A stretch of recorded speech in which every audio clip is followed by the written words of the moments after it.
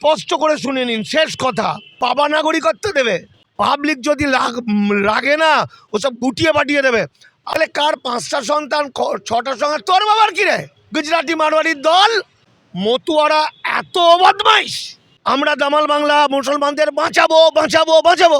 এই দেখা যাচ্ছে কিছু বিজেপির ছেলে যারা মতুয়া, শান্তনু ঠাকুরের লোক, তারা হাজার হাজার অ্যাপ্লিকেশন তাড়াতাড়ি স্ট্যাম্প মেরে মেরে মেরে মেরে কমপ্লেন জমা দিচ্ছে। কাদের কমপ্লেন জমা দিচ্ছে? ওদেরই আত্মীয় স্বজনের। ওরাই ধরিয়ে দিচ্ছে বেনাগরিক বলে। তাহলে কি হচ্ছে, এরা নিজেদেরকেই ভালোবাসে না তো বাংলাকে কি ভালোবাসবে? বাংলাদেশ থেকে অবৈধ পথে ঢুকে শয়তানের বাচ্চাগুলো আজকে বাংলা বাঙালি জাতিকে শেষ করার চেষ্টা করেছে। আজকে ওদের জন্য গোটা বাঙালি আজকে ভয়াবহ বিপদের মধ্যে পড়েছে। এখন স্পষ্ট করে শুনে নিন, শেষ কথা। যখন বান হয় না, যখন দেখবেন ফারাক্কা থেকে জল ছাড়ে, তখন 10টা গ্রামের লোক এক হয়ে বাঁধ রক্ষা করে, বালির বস্তা দেয়, বালি দেয়, সবাই মিলে 10টা গ্রামের। কিন্তু যখন বাঁধটা ভেঙে যায়, ভেঙে গিয়ে যখন জলটা ঢুকে পড়ে, তখন কিন্তু আর কেউ সবার কথা ভাবে না। তখন ভাবে আমার গ্রামটা কি করে বাঁচবে। তাহলে এতদিন ধরে সাধারণ মানুষ বাঙালিরা কথায় কথায় খালি মতুয়া মতুয়া মতুয়া মতুয়া করতো। মতুয়াদের কি হলো? মতুয়ারা নাগরিকত্ব পাবে কিনা, মতুয়াদের সিএ, মতুয়াদের অমুকজন ঠকাচ্ছে। এই মতুয়া ইস্যুটা আস্তে আস্তে আস্তে আস্তে ফিকে হয়ে যাবে। এ হতে হতে মতুয়ার শব্দটায় দেখবেন খবরের কাগজের 5 পাতায় ছোট্ট করে একটা লেখা থাকবে, আজকে মতুয়াদের নিয়ে এত কিছু কেন। কেন মানুষ মতুয়া মতুয়া করে না? মতুয়ারা ভোট দিতে পারে। অর্থাৎ মতুয়াদের যা ভোট, সেই ভোটটা তারা দয়া করে যদি কোনো একটি রাজনৈতিক দলকে আশীর্বাদ করে, সেই রাজনৈতিক দলটা ভোটে জিততে পারে, চান্স আছে।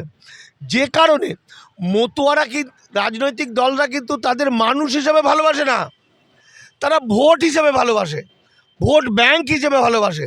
যে কারণে সিপিএম হোক, তৃণমূল হোক, কংগ্রেস হোক, তারা মতুয়া ঘরে বেশি গেছে, আবার সেটাকে বেশি করে লুটে পুটে নিয়েছে বিজেপি।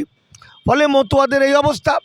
আজকে যখন ওই বাঁধ ভেঙে গেল, তখন আর সবাই মিলে যে বাঁধ রক্ষা করছিল, আর সবাই রক্ষা করবে না। সে নিজের গ্রামটাকে বাঁচানোর কথা, নিজের পরিবার, নিজের বাচ্চা ইত্যাদি।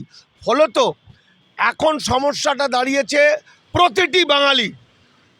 ওই যে কি বলছে, হেয়ারিং আসছে লাখ লাখ মানুষের। কারণ মেয়েরা এবং মুসলমানরা এই পশ্চিমবঙ্গ সরকারের, মমতা ব্যানার্জি সরকারকে বাঁচিয়ে রেখেছে। সুতরাং সেই দুজনকে সেই ভোটটাকে কাটাতে হবে। ফলে বিহারে যেমন 22 লক্ষ মহিলার নাম বাতিল করেছে মুসলমান, এখানেও অসংখ্য মুসলমানের নাম বাতিল করবে। এখানে অসংখ্য মেয়েদের লক্ষ্মীর ভাণ্ডার পায়, তৃণমূলকে ভোট দেয়, বাতিল করবে। এবং মারাত্মক কথা হচ্ছে, ওরা এমনভাবে ঘিরেছে জাল নেট।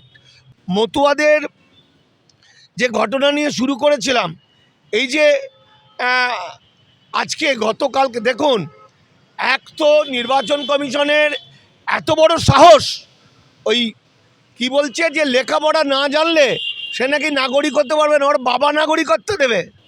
নির্বাচন কমিশনের বাবা নাদির শাহ নাগরিকত্ব দেবে আমাদের। তো আমরা চাপ তার হাতে পায়ে ধরবো নাগরিকত্ব নাও বলে। পাবলিক যদি লাগে না ওসব গুটিয়ে পাঠিয়ে দেবে। আবার কি, রবীন্দ্রনাথ ঠাকুর বাড়িতে পড়াশোনা করেছে। রবীন্দ্রনাথ ঠাকুরের উনি 15 নম্বর সন্তান মায়ের। তাহলে কার 5টা সন্তান 6টা সন্তান, তোর বাবার কি রে? গুজরাটি মারওয়ারির দল, বেনিয়া গুজরাটি মারওয়ারি ওদের পুঁজির দালাল, তাদের কটা করে বাচ্চা। এই সমস্ত বলে মানুষকে পাজেল করে দিয়ে ভোটে কি করতে চাইছে, প্রায় 5 কোটি মানুষকে বেনাগরিক করে দিতে চায়। অর্থাৎ 1.5 কোটি 2 কোটি মানুষ বাতিল করবে, তাদের পরিবার মিলে 5 কোটি বাতিল হবে। তাহলে বাংলা ধ্বংস হয়ে গেল। তাহলে বাংলা যদি ধ্বংস হয়ে যায়, তাহলে কি মতুয়া থাকলো কি না থাকলো, কার কি এসে যায়? ফলত মতুয়াদের কথা মানুষ ভাববেও না। মতুয়াদের এক একটা বুথে হয়তো 1000 লোক আছে, 800 বাতিল হচ্ছে, হিয়ারিং ডেকেছে। 500 লোক আছে, 400 হিয়ারিং হচ্ছে। ফলে মতুয়াদের আর কোনো ভোট থাকবে না। মতুয়ারা বাতিল হয়ে যাবে। কিন্তু ভয়ঙ্কর যেটা ঘটনা সেটা হচ্ছে দুটো ফর্ম আছে। একটা 6 নম্বর ফর্ম, 6 নম্বর ফর্ম মানে নতুন ভোটার তালিকায় নাম তোলা। দেখা যাচ্ছে হিন্দি ভাষাভাষীদের বাইরে থেকে নিয়ে এসে গুজরাটি, মারোয়ারি, বিহারি তারা 6 নম্বর ফর্ম ফিল আপ করে লাখ লাখ লোক বাংলায় ঢুকে পড়ছে। মানে তারা নাগরিক হয়ে যাবে, মানে তারা নাগরিক হয়ে বাংলা দখল করবে। অপরদিকে মতুয়ারা এত বদমাইশ, মানে কতিপয়, সবাই বলছি না, এত হারামজাদা বদমাইশ মতুয়ারা। এই যে 7 নম্বর ফর্মটা আছে, কাউকে যখন ভোটার তালিকা থেকে বাদ দেবে সে তো ছেড়ে কথা বলবে না, সে ঝাঁটা যেমন পেটা করবে তেমন মামলা মোকদ্দমাও করবে, মুসলমানরা জিতে যাবে। আমরা দামাল বাংলা মুসলমানদের বাঁচাবো বাঁচাবো বাঁচাবো, আমরা রাজনৈতিক দলের লোক নয়, এদের সবার কাগজ আছে। কিন্তু মতুয়ারা তো আর বাঁচতে পারবে না, উদ্বাস্তুরা তো আর বাঁচতে পারবে না। ফলে 7 নম্বর ফর্ম ফিল আপ করা মানে যেটা ঘটবে সেটা হলো সন্দেহ করা হচ্ছে ওই লোকটা অনুপ্রবেশকারী, ধরিয়ে দেওয়া। তাহলে গতকালকে বাগদা মতুয়াগড়ে, বাগদায় দেখা যাচ্ছে কিছু বিজেপির ছেলে যারা মতুয়া, শান্তনু ঠাকুরের লোক, তারা হাজার হাজার অ্যাপ্লিকেশন তাড়াতাড়ি স্ট্যাম্প মেরে মেরে মেরে মেরে কমপ্লেন জমা দিচ্ছে। কাদের কমপ্লেন জমা দিচ্ছে? ওদেরই আত্মীয় স্বজনের, ওরাই ধরিয়ে দিচ্ছে বেনাগরিক বলে। তাহলে ওরা যখন ধরুন 1 লাখ লোককে ধরিয়ে দিল, কালকে ধরা পড়েছে, ধরাতে গিয়েছিল 8,000 জনকে, এরম পরপর পরপর অনেক দিন তো ধরিয়ে দিচ্ছে। এবার ওরা মনে করছে এ ভোট দিতে পারবে না।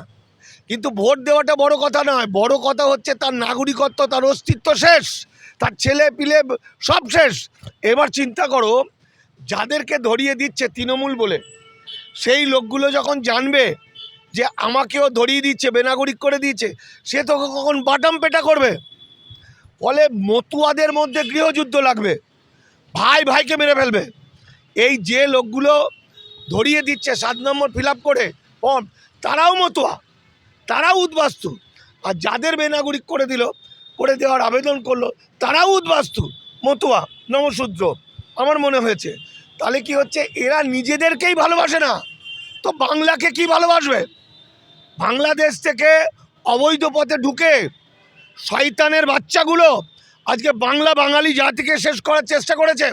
আজকে ওদের জন্য গোটা বাঙালি আজকে ভয়াবহ বিপদের মধ্যে পড়েছে, শুদ্ধ ওদের জন্য। বাঙালি এখনও ভালো, তাই ওদের হাত পা ভেঙে দেয়নি।